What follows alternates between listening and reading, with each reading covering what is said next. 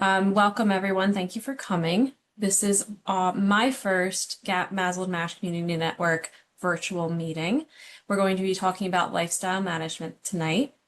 It is sponsored by Madrigal, so thank you to them. Lifestyle management. My name's Allysa. I'm a nurse practitioner at Cornell in New York. I work in outpatient hepatology, doing mostly liver, a little bit of GI sometimes, a lot of MASLD, and research. This slide is your QR code to record your attendance. I know you all signed up to get the link, but you can do this. I'll wait a moment so you can do that.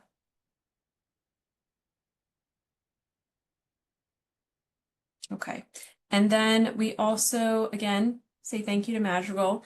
This QR code is to visit the GAP MASLD MASH Community Network to view the Madrigal MASH disease state education and Madrigal Rezdiffra promotional programs. We will only be talking about lifestyle management tonight, no medications, but we all hopefully already know about Rezdiffra and the effect it's already having on our MASLD MASH community. So we're going to start with a case study, as all good presentations do. This is Albert. He is a 65-year-old male with obesity. He came to us for elevated liver enzymes, and the person who sent him did well and got an ultrasound, which showed increased echogenicity, which is compatible with steatosis on the ultrasound. And we're going to look at a couple other of his stats here. He has a background that he identifies as Hispanic. His BMI is 29. We can see some lab values. The triglycerides are under control. HDL is a little bit low. Hemoglobin A1C is a little bit high. His ALT has been about 1 to 2 times the upper limit of normal for about 3 years per record. And we've done an evaluation for other causes of chronic liver disease. We don't have to worry about any compounding factors on this case study. He reports no alcohol since his 20s. He has been diagnosed with diabetes, so that A1C is not brand new. He's had some high one in the past and got diagnosed. He also has high blood pressure and high cholesterol.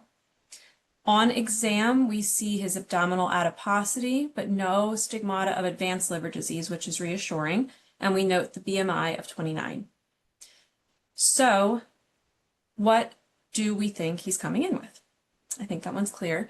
We think it is a MASLD MASH situation, but we have to assess his fibrosis status. We have no idea based on all of these labs if he has any or not. So we have his numbers. His ALT is 43, AST 38, platelets are 170. So the ALT, AST still won't tell us about fibrosis. Not at all. I'm gonna hold on one second. I'm so sorry. I just did a thing and I didn't mean to. Is my screen? No, okay. All right, that's what I wanted to do. Okay.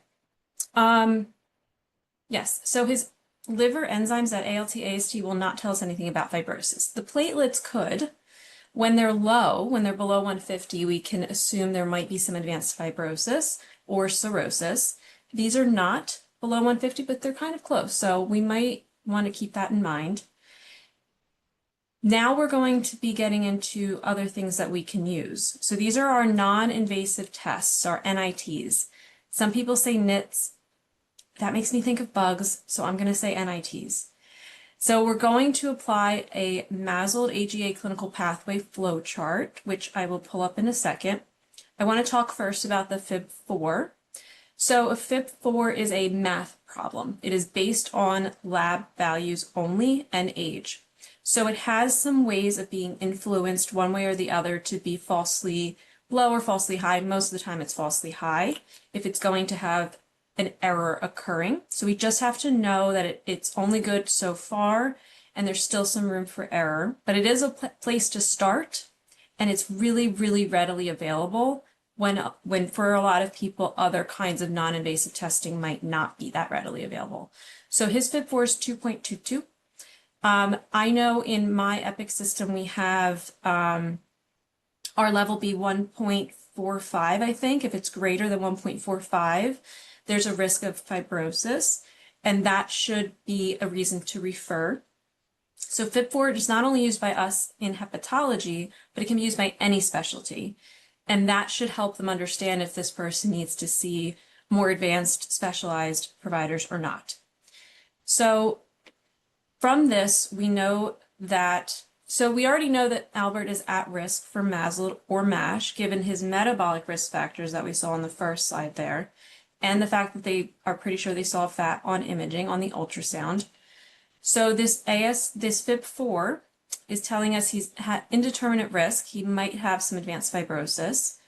So what can we do next? What's another non-invasive test? Well, for him, we may want to follow this pathway as to what, if you don't know what's next, what could be next, or what is available to you. This may also help go another way if you can't go exactly down this path. So we're halfway through this already. So we identified patients at risk with 2 or more metabolic risk factors, type 2 diabetes or steatosis. All of those together is actually what he has, but any one of those could still point to the risk of fatty liver for a person. Take a history and lab tests, and then we have these non-invasive tests, and FIB-4 is the first one on that list because it's the easiest to access. And we have that indeterminate risk. So next step, if available, is a fiber scan, a liver stiffness measurement, LSM. If we get anywhere below 8, it's likely that he does not have fibrosis. 8 to 12 is he does probably have F2, F3, and anything above 12 would be concerning for cirrhosis. So we take his measurements. Oh, I'm sorry, that didn't come up with the FIB-4. We do his fiber scan, and it shows that he is low risk, which is reassuring. That's very, very good. We don't have to get into the fibrosis talk tonight. It'll be another night. So next steps are discussing this management. So based on this workup, we would counsel him on lifestyle modifications, make sure his metabolic disease is optimized, the management of it's optimized, and planning on repeating these tests at some point in the future. So that's our usual amount of steps for someone like this. That's our case study to walk us through it. But why is this, important? Which is a silly question because I think we all know those answers, but we're going to go through that anyway. So MASLD is not just a continuum. It is a combination result and a integral part of all metabolic diseases. We can't forget about it when we talk about other metabolic comorbidities. So anyone who has obesity or is overweight or type 2 diabetes or other metabolic dysregulations has a risk of fatty liver. And anyone with fatty liver has risks of these things as well, because fatty liver tells us that something metabolically is off for the body, because fat doesn't belong in the liver. It's not supposed to be there. So something's changed in their systems to make the liver take it up. And so there's a continuum of fatty liver itself, which is depicted here. We have steatosis, just fat in the liver. Steatohepatitis, which itis means inflammation, so inflammation from the fat. But when there's inflammation, there's ongoing damage, and ongoing damage causes fibrosis to accumulate. Fibrosis is our scar tissue, and enough fibrosis, enough scar tissue leads to cirrhosis. Fibrosis, cirrhosis are our ways to describe how much damage is in the liver. Anyone with cirrhosis is at risk of liver cancer, but people with any amount of fibrosis have some sort of risk of liver cancer as well.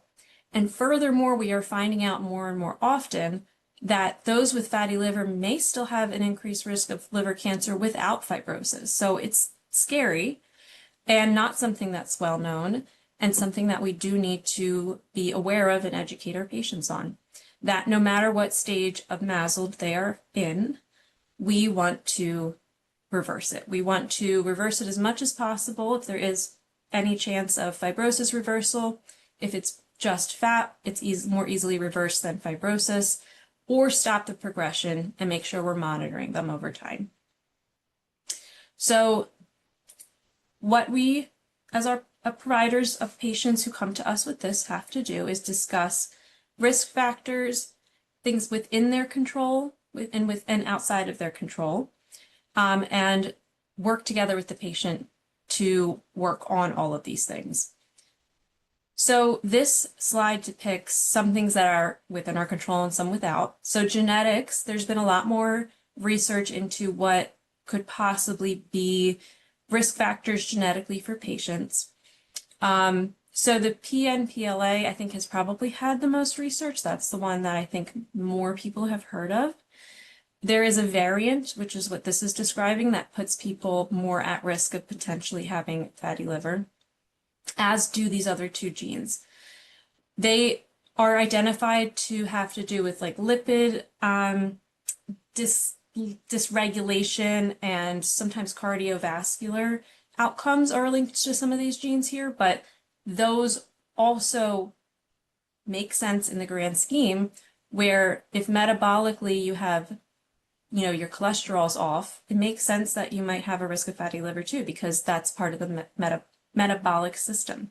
If you have a risk of heart disease, the heart is part of the metabolic system, and therefore the liver is at risk of having a metabolic disarray as well. So these are being linked to potentially higher risk of fatty liver for people who have these genes and these mutations. That's outside of a person's control. It would be nice to be able to identify someone early and prepare or give a reason for their fatty liver, but we're not totally there yet. What we are able to do is talk about diet and exercise, two of the biggest pillars of this entire disease state, really. It's been the only method of treatment for many, many years up until present. It is still part of treatment at present, so we cannot forget about it. So this shows you the things that we'd like to talk about and directly impact with our patients that they should be aware of and try to reduce or avoid. Saturated fats, sugars. Dietary fats, some are, considered good, bad. We have good fats, bad fats. People talk about it all the time.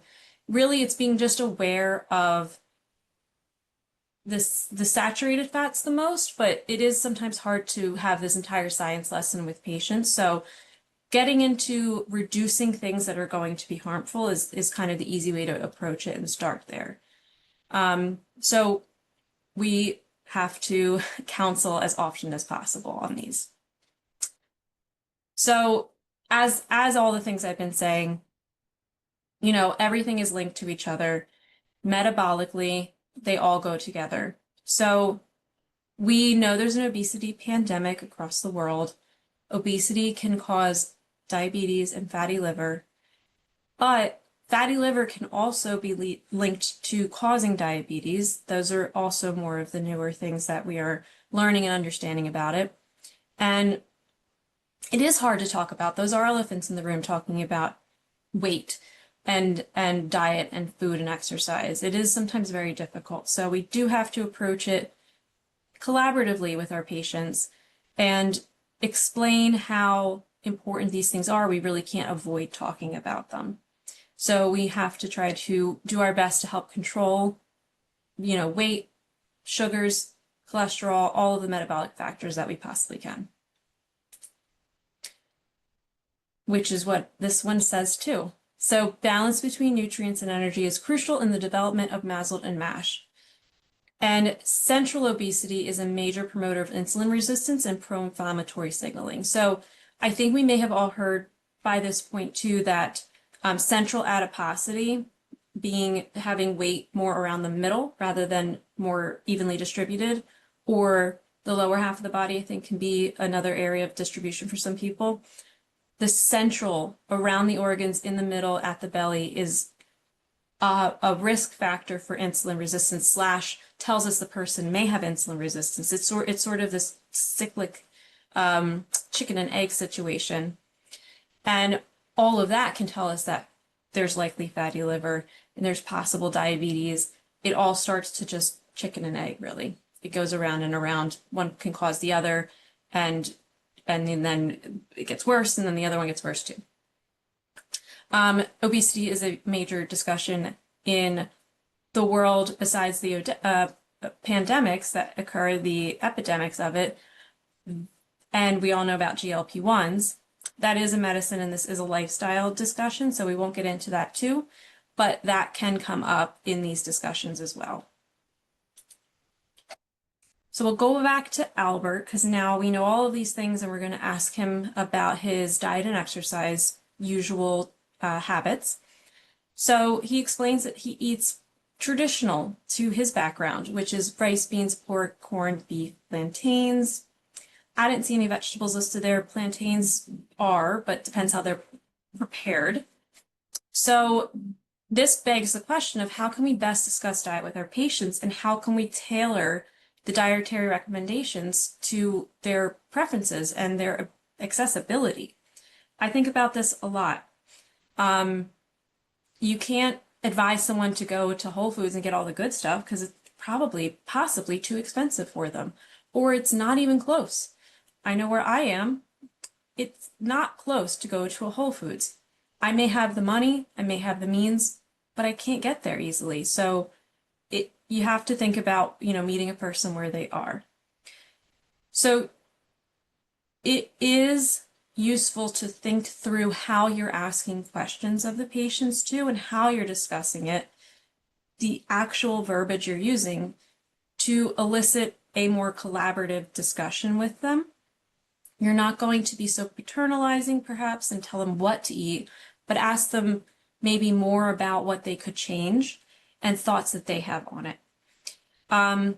I like the idea of motivational interviewing as much as I can. It is a bit tedious if the person's not even far along on the motivational interview circle, where they're in pre-contemplation and not thinking about anything. But I like to start out with, okay, so here's the good stuff to have.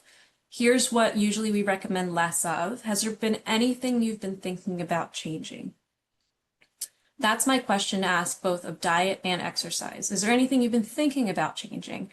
Because maybe explaining it to me, either I can help you modify it if there's more to modify, or the fact that you're bringing it up makes perhaps the person want to do it more, and I can encourage them to do that too.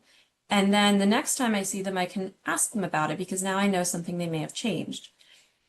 And I also wouldn't necessarily try to advise, totally changing someone's whole way they eat. Oh, you know what? All of that's bad for you. Let's just have you do fish all the time if you never, fish is not listed here and that's not part of a common one, but that's what I think you should do. That would be too much and a patient may never come back to you or not really have a good relationship with you if it's imposing something that may not be comfortable for them. So usually then it starts to be well, how are they prepared? Can you change the way you're doing it? Is it fried? Could you bake it instead? Oh, great, corn. What other vegetables do you like?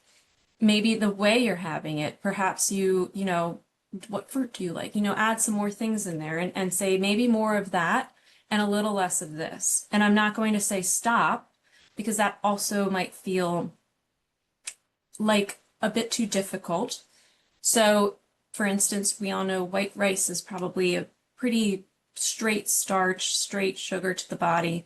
And I'll just explain that if it was more complex or if you did this or that, that might be a better way to have it. Or if not, then maybe just have less. And we start there. So it is a very nuanced conversation. As much as it doesn't always seem like it's going to be, it is. And it's a very detailed conversation. So sometimes we don't always have time for that either. And that's a whole other set of problems that we can encounter in our healthcare system. There may not be enough time to discuss these things. So it's good to have maybe a structure that you follow to elicit some ideas and some discussion about it, but perhaps also, be able to direct back to what you need to get done in the visit. And if it's possible, if you have nutritionists, that is a great way to keep the patient engaged and have them have that dedicated time to talk about their diet. So we'll keep going. So as I was saying before, lifestyle modification had been the mainstay of MASH treatment prior to resmetirom approval. We had nothing else. We could only talk about diet and exercise because weight loss is directly linked to improved histologic outcome, as we professionally would put it. But losing weight makes your liver lose some weight too. The fat on the inside is similar to the fat that we can see, and as it goes away, it starts to go away from the liver too. And I think that's a very, that's usually how I put it, and it's a very nice, comforting fact to some extent that the person has that kind of control, like knowing that something's wrong with their liver, but if they see their own changes on the outside, something that might make them feel good anyway, because who doesn't like to come down a pant size, something that they can see happening, they know they're also helping something they can't see. So I like to just put it as simply as possible and explain, and that's a little bit more motivation to stick to it too. I do always, when they will ask how much weight to lose sometimes, and I sometimes say at least 5 to 10% of weight reduction from where you are right now can help the liver. Anything more than that helps too, but I'm not going to give you a specific number to aim for because I just don't want to cause that kind of stress on a person that they feel this potential failure that they can't reach the weight I'm asking them to be at. But saying 5 to 10%, we give them about a number so they have something. And a lot of people can get somewhere, and then you acknowledge the amount that's been lost the next time you see them in the percentage, and reassure that things are probably getting better. And if you can do any non-invasive testing to show, also more motivation. So let's move on. There are some things, again, outside of a person's control, and I do like to remind them of that too. While I may not quote the genes that could or may or may not be linked to fatty liver, I do explain that for some people, some things are more difficult than others. Every body is different, but in general, doing something is better than nothing. And you have control over changing as much as you possibly can, whatever's within your control. So there might be, two people who do the exact same things, all this exercise, good diet changes, and one has more effect than the other. And that's the part that you can't know for sure, and we can't quite control, but as long as they are doing what they can, they are already taking steps towards helping themselves. So here's some interesting research specific to exercise. There was one research study that showed high intensity interval training was not effective at changing fatty liver. This was a study done on adolescents with obesity. They all did have fatty liver by MRE-PDFF. But after 4 weeks of HIIT training, they didn't see a significant change between the two groups, the ones who were not doing that and the ones who were. There is a second study listed here that has to do with comparing resistance exercise to aerobic exercise to see what can make changes to fatty liver better, the same, worse. They found they were about equal, and resistance exercise is an easier thing for a person to do because you exert less energy doing it. I know if I start to talk about exercise, the first thing people think about is gym. They think about running. They think about stuff that is a lot of exertion. And I have them try to take a step back with me and talk about that you don't always have to go to the gym to do exercise. So I talk about things that they can do at home too. I'm realizing now I'm coming up on time, so I don't want to take up too much more of our time. I know this is supposed to only be 30 minutes, but I can get into this too, where I talk about things you do at home. You don't always have to get to the gym in order to do the thing. So that's also motivating, and it helps them to reframe how they're thinking about exercise, and it might make them do it. And we talk about also just feeling stronger rather than the goal of like hitting the gym. If you feel stronger, you're doing something to do that, and that's something that'll help you too. Okay, so MASLD-friendly diets, we say the Mediterranean, but again, you have to work with the person as to what will work best for them. And the way I really say it is mostly protein and vegetables, lean proteins, vegetables, and very little of everything else. And I think that's kind of the easiest way to put it. And then they can start to put the pieces in to the places of the thing that I just said. Well, what's the lean protein I like? Well, I like this kind of vegetable. All right, I guess I just won't have bread sometimes, or I'll have less rice this time, or whatever it is. So they can fill in those, spots in the plate in their head of the thing I just told them.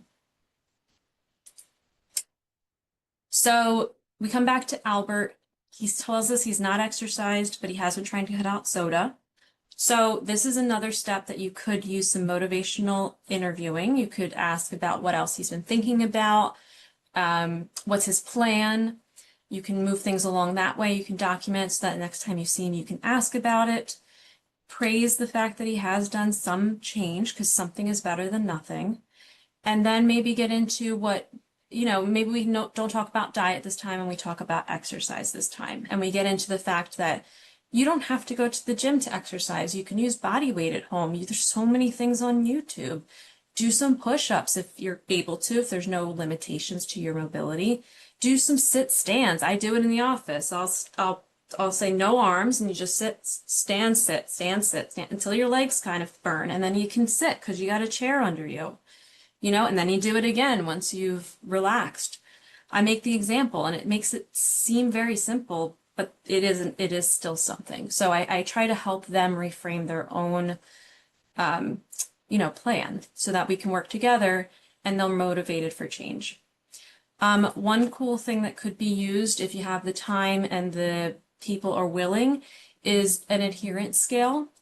So questionnaires, you can monitor things this way. It's just something that's kind of objective to some extent that you could keep track of. So this is one potential adherence validation scale that we could use.